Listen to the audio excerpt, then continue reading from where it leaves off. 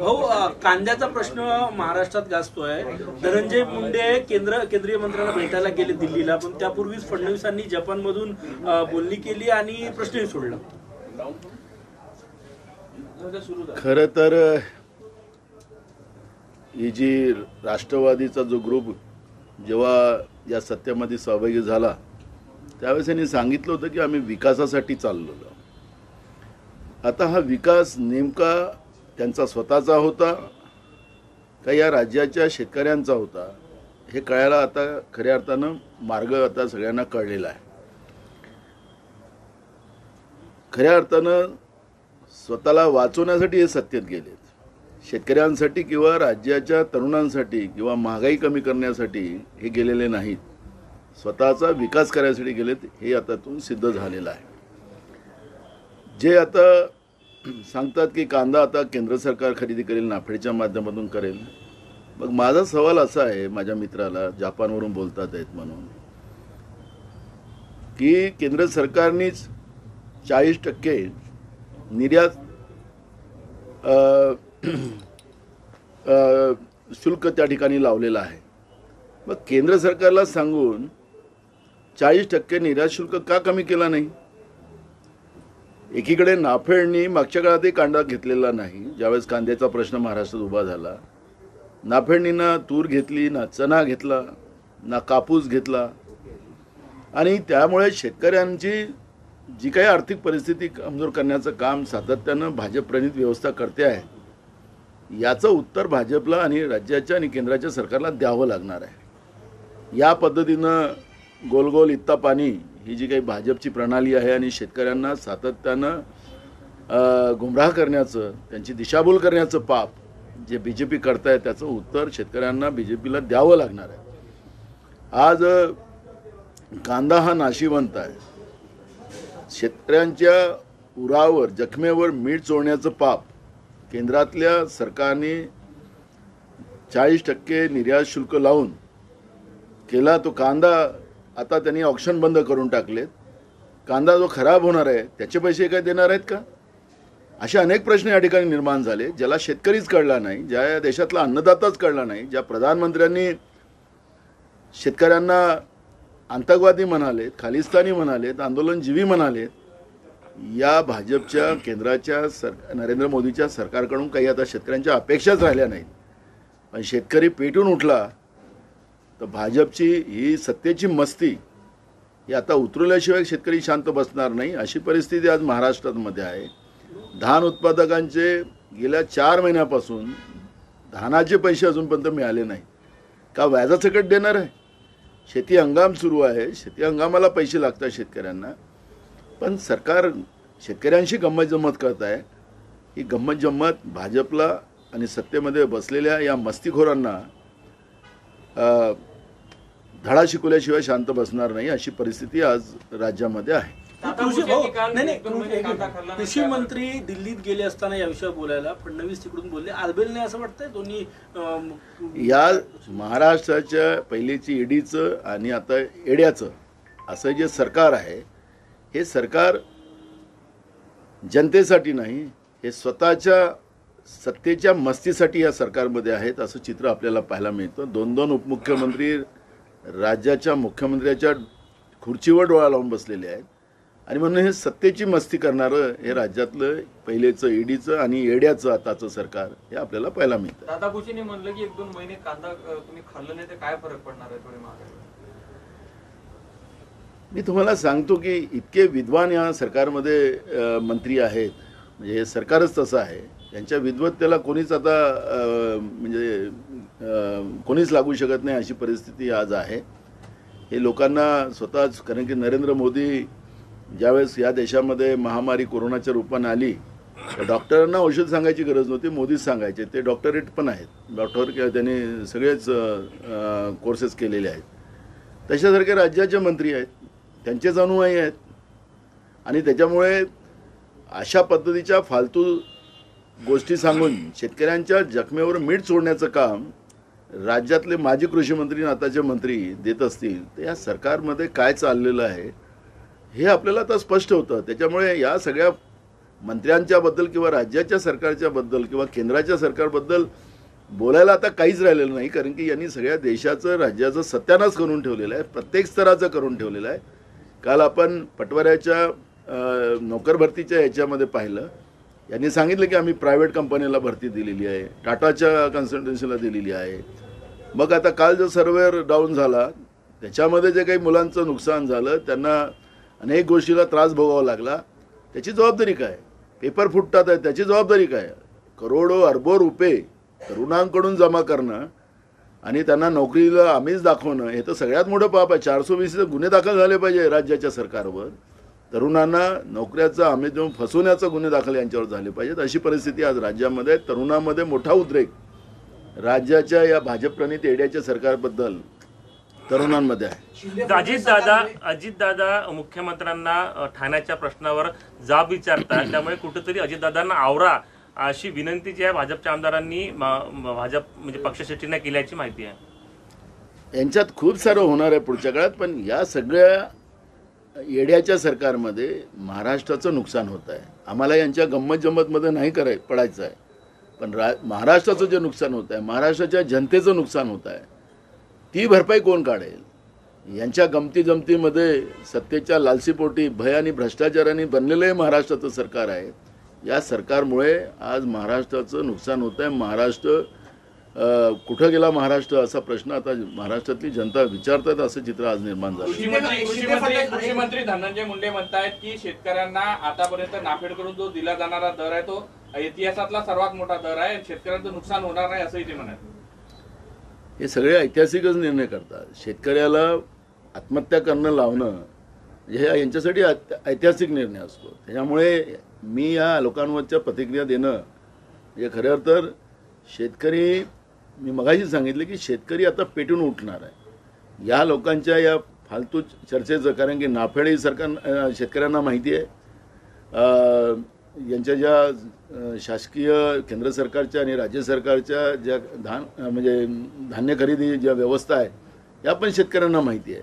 त्यामुळे आता यांनी शेती कशी करावी शेतकऱ्यांना शिकवण्याची गरज नाही, आणि त्याचा माल खरेदी करण्याची जी प्रक्रिया आहे सरकार फिरून फिरून सांगतात हेही शेतकऱ्यांना आता कळलेलं आहे. यांचं आतलं पाप, यांच्या मनातल्या पापाच्या गोष्टी जे मन की बात सांगतात त्यांच्याही मनातलं पाप आता लोकांना कळायला लागलेलं आहे. त्याच्यामुळे या सगळ्या गोष्टी अवास्तव आहे आणि या गोष्टीचं कुठलंही तथ्य शेतकऱ्यांच्या हितासाठी नाही. शिंदे फडणवीस सरकारचे जे शिंदे फडणवीस गटाचे जे आमदार आहेत त्यांच्यात मोठी अस्वस्थता बघायला मिळते. मंत्रिमंडळाचा विस्तार होत नाही.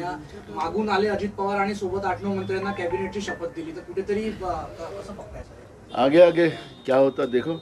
अजून खूप सारं यांची गंमत जम्मत जी आहे, मी मगाशी सांगितलं की महाराष्ट्राच्या जीवावर हे बेतलेले लोक आहेत. त्यांची गंमत जम्मत ही स्वतःसाठी आहे. भय आणि भ्रष्टाचारामुळे बनलेलं सरकार आहे. त्यामुळे भ्रष्टाचारी व्यवस्थेनं, कारण की प्रधानमंत्री सांगतात की 70,000 कोटीचा भ्रष्टाचार केला या लोकांनी, आणि 8 दिवसानंतर ते मंत्रिमंडळात त्यांच्या भाजपच्या आपण पाहतो आहे. त्याच्यामुळे भ्रष्टाचारी कोण आहे? 18 कोटीचा रस्ता 250 कोटी रुपयामध्ये तयार करणारी भ्रष्टाचारी व्यवस्था, ज्याच्यामध्ये कॅगनी स्वतः त्याच्यामध्ये ऑब्जेक्शन नोंदवलेलं आहे, यांच्या संस्थेने ऑब्जेक्शन नोंदवलेलं आहे. तर भ्रष्टाचारी या देशाच्या लोकांना कळलेले आहे, जे केंद्रात बसलेले आहेत, राज्यात बसलेले, हे सगळे भ्रष्टाचारी व्यवस्था आहे. जनतेला लुटणं हाच याचं एकमेव काम आहे, आणि मोठ्या मोठ्या तोंडाच्या वाफेनं गोष्टी सांगणं एवढंच काम आज भाजपप्रणित आणि केंद्रातलं राज्यातलं सरकार करते. रावसाहेब दानवेने एक वक्तव्य केलेलं आहे की संभाजीनगरमध्ये जर निवडून यायचं असेल भाजपच्या उमेदवाराला तर आम्हाला इम्तियाज जलीलची मदत घ्यावी लागेल. तुम्हाला अजून सांगतो की आता येणाऱ्या राखीमध्ये बुरखेवाल्या आमच्या भगिनीच्या हातानं देशाच्या प्रधानमंत्र्यांनी राखी बांधली तर हे काही नवल होणार नाही आहे. कर्नाटकच्या निवडणुकीनंतर, हिमाचलच्या निवडणुकीनंतर हे जे काही द्वेषाचं राजकारण होतं ते फक्त आता दिखाव्यासाठी जे काही गोष्टी करतील, तर राखीच्या दिवशी नरेंद्र मोदी बुरख्यावाल्या आमच्या भगिनीच्या हातानं राखी बांधतील इथपर्यंत परिस्थिती आता यांची येणार आहे. नानाभाऊ, 12 आमदारांच्या बाबतीत सरकारनं हायकोर्टामध्ये एक शपथपत्र दिलं, त्यात म्हटलं आहे की मुख्यमंत्री एकनाथ शिंदे यांच्या सांगण्यावरूनच कोश्यारींनी महाविकास आघाडीने दिलेली यादी परत पाठवली. आता भगतसिंग कोश्यारी बिचारे नाही आहेत इकडे, ते बिचारेच म्हणावं लागेल. त्यांनी किती त्या संविधानिक खुर्चीवर बसून त्या खुर्चीचा अवमान केला याच्याबद्दलचं एक महाराष्ट्रामध्ये त्यांचा एक मोठा पुस्तक लिहावं लागेल आपल्याला. त्यामुळे मुख्यमंत्र्यांनी भगतसिंग कोश्यारी यांची बाजू घेणं हे चुकीचं ठरेल आणि त्याबद्दलची चर्चाही होणं चुकीचं ठरेल. कारण की एका संविधानिक पदावर या पद्धतीचं महाराष्ट्रात तरी असं पाप कधीच झालं नाही. ते भगतसिंग कोश्यारीच्या काळात झालं. हे सगळ्या राज्याला आणि सगळ्या कायदेतज्ञाला माहिती आहे. अनेक कायदेतज्ञांनी सुद्धा तुमच्या चॅनलवर याच्यावरची डिबेट केलेली आहे. त्यामुळे संविधानिक व्यवस्थेचा कसा खून करू शकतात भाजप विचाराची लोक. जी यादी त्या बँकेनी जाहीर केलेली होती, कोणावर 2 लाखाचं, कोणावर 3 लाखाचं, कोणावर 4 लाखाचं असं कर्जाची ती यादी होती. खूप लोक होते त्याच्यात सनी देओलसुद्धा 58 कोटीचं कर्ज त्याच्यावर होतं आणि त्यांच्या घरावर जप्ती करण्याचा निर्णय त्या कर्ज थकवणाऱ्यांच्या मध्ये होता. असा काय चमत्कार झाला? मग सगळ्यांची माफ व्हायला पाहिजे, सगळ्यांची नावं गायब व्हायला पाहिजे होते. सनी देओलचंच काय नाव कमी झालं? त्याच्यामुळे केंद्रातलं नरेंद्र मोदीचं सरकार जे आहे जनतेचे पैसे लुटून आपल्या मित्रांचा फायदा कसा करायचा हे त्यांनी ठरवलेलं आहे. कारण की त्यांचे खासदार आहेत, त्यांचं कर्ज माफ झालं, ते केंद्र सरकारने केलं. म्हणजे 12 तासाच्या आत त्या यादीतून त्यांचं नाव गायब झालं. तर याचा अर्थ स्पष्ट झालं आहे. कालपर्यंत त्यांचे जे काही 4-5 मित्र विदेशात आहेत, देशातला एक मोठा मित्र आहेच, त्याला सगळं लुटून द्यायचं, त्याचे सगळे कर्ज माफ करायचे. आता सनी देओल 58 कोटीमध्ये, ते तर हजारो कोटीमध्ये आहे. सनी देओल बिचारा लहान माणूस आहे. 58 कोटीमध्ये त्याच्यासाठी 58 कोटी म्हणजे 58 रुपये आहेत. पण गरिबाचे 50,000 रुपये गरिबाला मोठे होतात. त्यांचं कर्ज माफ करायला यांच्याजवळ पैसे नाही. शेतकऱ्यांचं कर्ज माफ करायला केंद्र सरकारजवळ पैसे नाही. पण हजारो करोड रुपयाचं, अरबो खरबो रुपयाचं यांच्या मित्रांचा 10-15 मित्रांचं कर्ज माफ करायला यांच्याजवळ पैसे आहेत. हे यांच्या भाजपच्या केंद्राच्या नरेंद्र मोदीच्या मन की बातमधून आपल्याला स्पष्ट होतं. 2014 पूर्वी भ्रष्टाचाराचं आणि घोटाळ्याचं युग होतं असं पंतप्रधान नरेंद्र मोदी म्हणाले. तसंच पंतप्रधान नरेंद्र मोदी हे सांगितलं का मागील 5 वर्षात 17 कोटी लोक ते बीपीएल मध्ये होते, ते बीपीएलच्या यादीतून बाहेर निघाले. नीती आयोगाचा अहवाल आहे. प्रधानमंत्री नरेंद्र मोदी किती खोटारडे आहेत, किती खोटं बोलू शकतात हे यावेळेच्या 15 ऑगस्टच्या त्यांच्या लाल किल्ल्याच्या भाषणावरून स्पष्ट होतं. नरेंद्र मोदीजी, तुमचं एक बोट तुमचं विरोधकांकडे असेल, काँग्रेसकडे असेल, तर 4 बोटं तुमच्याकडे आहेत. तुमच्याच संस्थेने कॅगनी 18 कोटीचा रस्ता 250 कोटी रुपयात तयार केला आणि तुम्ही त्याचे अध्यक्ष आहे. त्या कॅबिनेट जी सब कमिटी आहे त्याचे अध्यक्ष प्रधानमंत्री आहेत. आता 18 कोटीचा रस्ता 250 कोटीमध्ये बनतात. देशामध्ये खूप सारे रस्ते तुम्ही केलेत जनतेच्या पैशाने. 18 रुपये पर लिटर डिझेलवर तुम्ही घेता, डिझेल पेट्रोलवर घेतात आहे. खरबो रुपये जनतेचे जमा केलेले आहेत. ते पैसे तुम्ही लुटण्याचं काम केलेलं आहे, पाप केलेलं आहे. GSTच्या माध्यमातून तुम्ही लोकांचा, सर्वसामान्य लोकांचा पैसा गोळा करून तुमच्या मित्रांचा पैसा माफ केला, खरबो रुपये. मग हा पैसा कुठं गेला? आज देशाची तिजोरी खाली आहे. देशाच्या तिजोरीत सोनं नाही. हे गेलं कुठं? आणि त्याच्यामुळे खरे भ्रष्टाचारी तर नरेंद्र मोदीच आहे. कारण की त्यांची व्यापारी वृत्ती आहे, त्यांनी स्वतः अमेरिकेमध्ये जाऊन सांगितलं. आणि म्हणून त्यांनी आता हे काँग्रेसला वाईट बोलून, शिवा घालून 2014 पासून ते सत्तेत आहेत. आता तुम्ही या 10 वर्षात काय केलं ते त्याचं उत्तर तुम्हाला द्यायचं आहे. त्याच्यामुळे आता हे आरोप जे आहेत काँग्रेसवरचे, हे आरोप आता तुमचे निरर्थक आहेत. त्याच्यामुळे तुमची नियत काय? 70,000 कोटीचा आरोप लावायचा राष्ट्रवादीवर आणि त्यांच्याच लोकांना तातडीनं मंत्रिमंडळात घ्यायचं. तर या देशातला भ्रष्टाचारी खरं कोण आहे हे आता नरेंद्र मोदीच्या रूपानं भाजपचा खरा चेहरा आता लोकांना कळलेला आहे.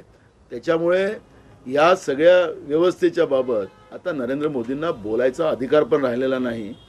हा त्याच्यातला महत्त्वाचा भाग आहे. अगला मुख्यमंत्री देवेंद्र फडणवीस होंगे या अजित पवार?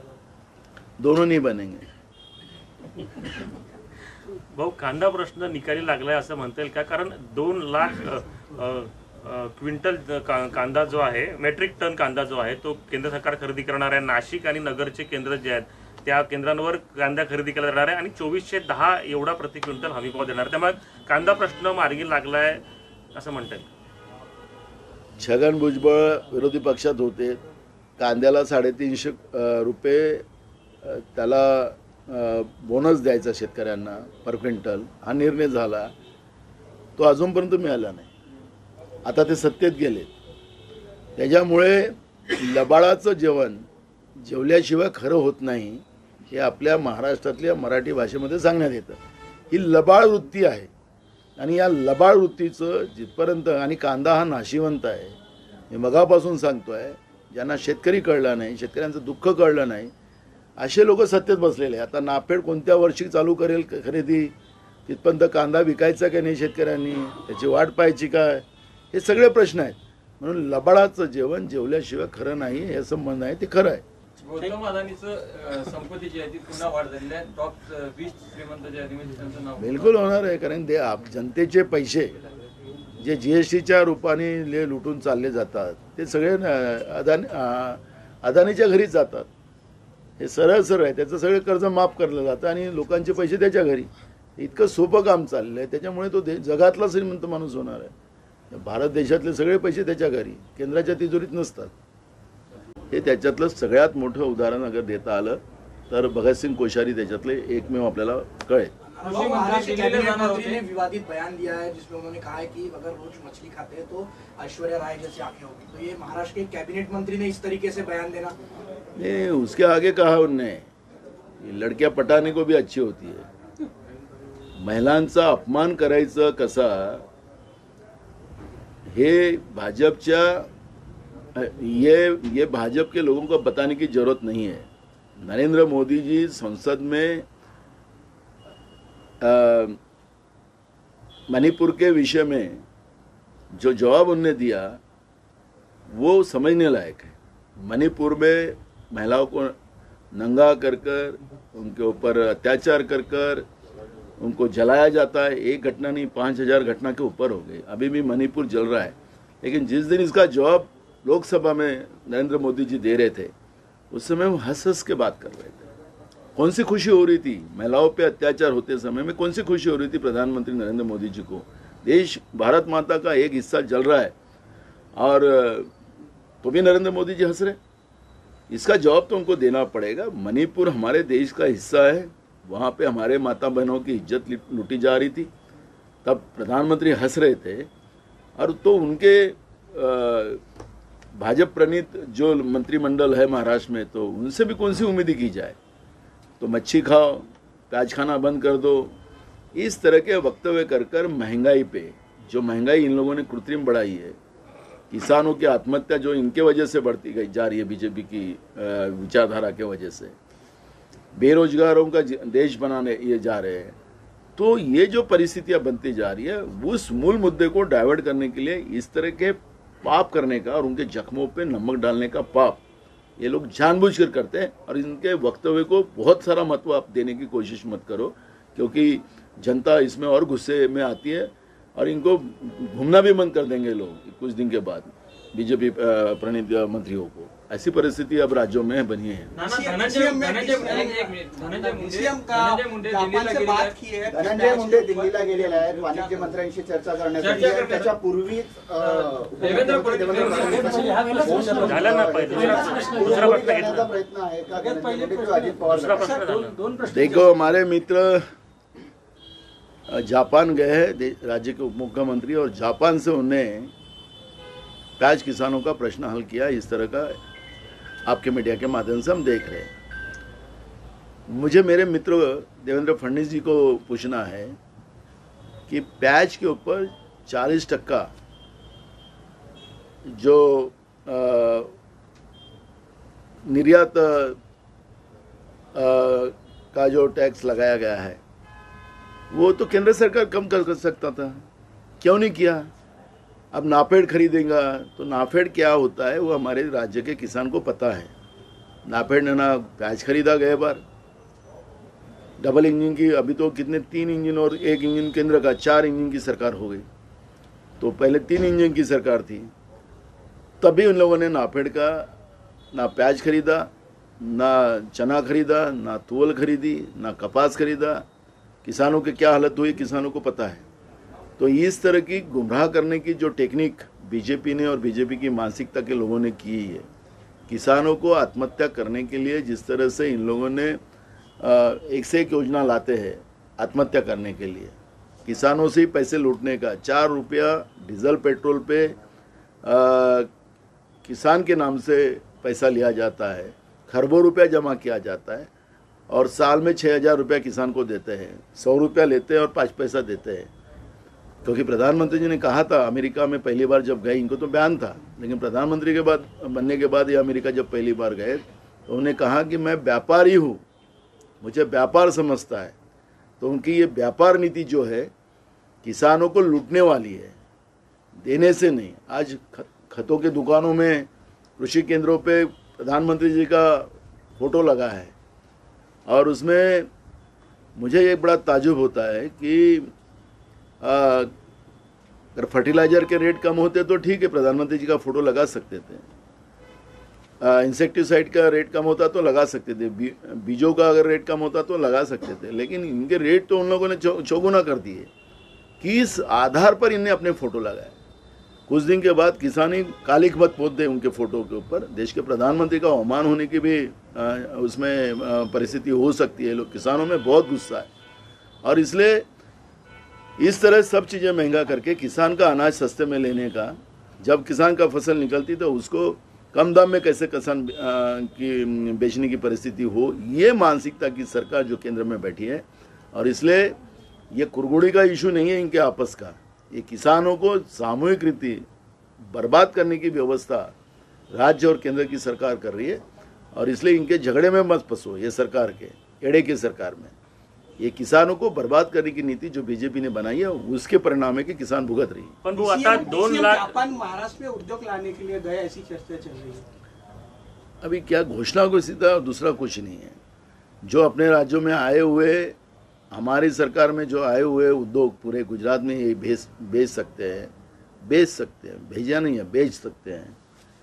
तो और अपनी खुर्ची टिकाने के लिए ये लोगों ने किया है, तो इनसे क्या उम्मीद करेंगे? सिर्फ राज्य सबसे बड़ा 1 नंबर हो गया वगैरह ये घोषणा, क्योंकि लाल किले से भी घोषणा होती है देश के बारे में और राज्य के मुख्यमंत्री घोषणा करते हैं, तो इसलिए इनसे बहुत उम्मीदें नहीं है। अब लोग इलेक्शन की राह देख रहे, चुनाव कब आते हैं और इनको कब घर भेजते हैं, ऐसी लोगों की अब मानसिकता है। पण भाऊ आता केंद्र सरकार 2 लाख की बैठक हो रही है मुंबई में, किस तरीके से तैयारी हुई है, क्या उम्मीद रखते हैं उसमें? आप पार्टी क्या एजेंडा रहेगा उसमें? आप पार्टी उसमें ये कर रही है, सपोर्ट दे रही है, लेकिन छत्तीसगढ़ में वो अपना एजेंडा उन्होंने अपना तैयार किया है। देखो, मूल सब्जेक्ट है कि पार्लियामेंट के इलेक्शन अलग है और असेंबली के इलेक्शन अलग है। जितनी भी दल है सभी, वो सब दल को अपने अपने पार्टी बढ़ाने के अधिकार है। पार्लियामेंट में सामूहिक कैसे चुनाव लड़े जाए और जो एक तानाशाह की जो सरकार केंद्र में बैठी है नरेंद्र मोदी के रूप में, उसको कैसा हटाया जाए, उसके ऊपर का ये प्लान है। इसलिए ये जो परिस्थितियां हैं इंडिया अलायंस में, वो एकदम क्लियर कॉन्सेप्ट के साथ है। और हमारे पास 7 मुख्यमंत्री है, इनके पास तो उतने भी नहीं है। जिसने कभी सांसद का चुनाव लड़ा ही नहीं है, सांसद एक बना भी नहीं उस दल का। महाराष्ट्र के 2 लोगों को बुलाया था एनडीए में, तो उनके पास कुछ नहीं है, तो भी वो एनडीए में थे। तो एनडीए में और इंडिया में बहुत फ़र्क है, इंडिया की जीत होने वाली है। तो इसलिए ये सब वो किंतु परंतु जो है वह बिल्कुल दिमाग में मत रखो, इंडिया की जीत होगी और इंडिया हमेशा जीतते रहा है। भाऊ शरद पवार यांच्या संदर्भातला संभ्रम जो आहे तो दूर झालेला आहे का? तीसरी बैठक है, क्या एजेंडा होगा उसमें? बिल्कुल होगा। अभी 2 मीटिंग हुई, अब पूरा प्लान तैयार हुआ है, एजेंडा भी हमारा तैयार है और उसमें डिस्कशन होगा।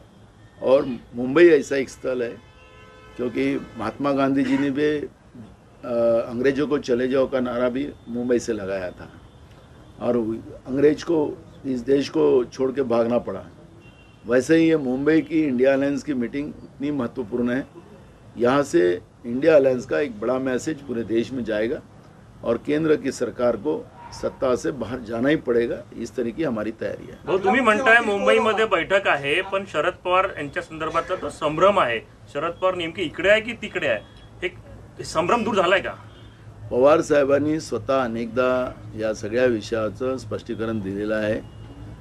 मुंबईच्या बैठकीमध्ये ते एकदम पुढे राहतील आणि त्यांनी ज्या पद्धतीनं मोदी सरकारच्यावर त्यांचा जो टीकास्त्र आहे त्याच्यामुळे ते इंडिया अलायन्समध्ये आहे. त्यांच्यावर तुम्ही शंका व्यक्त करू नका. बस तुम्ही शंका व्यक्त केली होती, तुमच्या विरोधी पक्षाने त्यांनी शंका व्यक्त केली होती, काँग्रेस वारंवार शंका व्यक्त केली होती, त्यामुळे हा संभ्रम निर्माण झाला. तुम्ही स्टेटमेंट ऐकता कमी आणि दुसरं बोलताय. आम्ही सांगितलं ते महाविकास आघाडीचं एक भाग आहे शरद पवार साहेबांची पार्टी. त्यांच्या या सगळ्या लपाछुपीने भेटण्यामुळे लोकांमध्ये जनतेमध्ये संभ्रम होत आहे.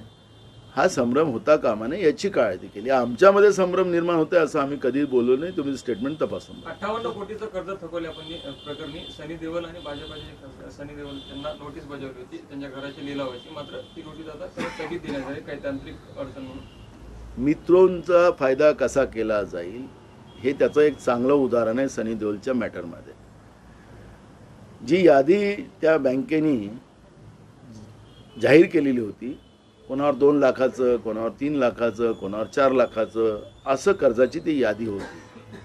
खूप लोक होते त्याच्यात सनी देओलसुद्धा 58 कोटीचं कर्ज त्याच्यावर होतं आणि त्यांच्या घरावर जप्ती करण्याचा निर्णय त्या कर्ज थकवणाऱ्यांच्या मध्ये होता. असा काय चमत्कार झाला? मग सगळ्यांची माफ व्हायला पाहिजे, सगळ्यांची नावं गायब व्हायला पाहिजे होते. सनी देओलचंच काय नाव कमी झालं? त्याच्यामुळे केंद्रातलं नरेंद्र मोदीचं सरकार जे आहे जनतेचे पैसे लुटून आपल्या मित्रांचा फायदा कसा करायचा हे त्यांनी ठरवलेलं आहे. कारण की त्यांचे खासदार आहेत, त्यांचं कर्ज माफ झालं ते केंद्र सरकारने केलं. म्हणजे 12 तासाच्या आत त्या यादीतून त्यांचं नाव गायब झालं. तर याचा अर्थ स्पष्ट झालं आहे. कालपर्यंत त्यांचे जे काही 4-5 मित्र विदेशात आहेत, देशातला एक मोठा मित्र आहेच, त्याला सगळं लुटून द्यायचं, त्याचे सगळे कर्ज माफ करायचे. आता सनी देओल 58 कोटीमध्ये, ते तर हजारो कोटीमध्ये आहे. सनी देओल बिचारा लहान माणूस आहे. 58 कोटीमध्ये त्याच्यासाठी 58 कोटी म्हणजे 58 रुपये आहेत. पण गरिबाचे 50,000 रुपये गरिबाला मोठे होतात. त्यांचं कर्ज माफ करायला यांच्याजवळ पैसे नाही. शेतकऱ्यांचं कर्ज माफ करायला केंद्र सरकारजवळ पैसे नाही. पण हजारो करोड रुपयाचं, अरबो खरबो रुपयाचं यांच्या मित्रांचा 10-15 मित्रांचं कर्ज माफ करायला यांच्याजवळ पैसे आहेत. हे यांच्या भाजपच्या केंद्राच्या नरेंद्र मोदीच्या मन की बातमधून आपल्याला स्पष्ट होतं. 2014 पूर्वी भ्रष्टाचाराचा आणि घोटाळ्याचा युग होतं असं पंतप्रधान नरेंद्र मोदी म्हणाले. तसंच पंतप्रधान नरेंद्र लोकशाही मराठी ऐका, पहा, जागरूक रहा.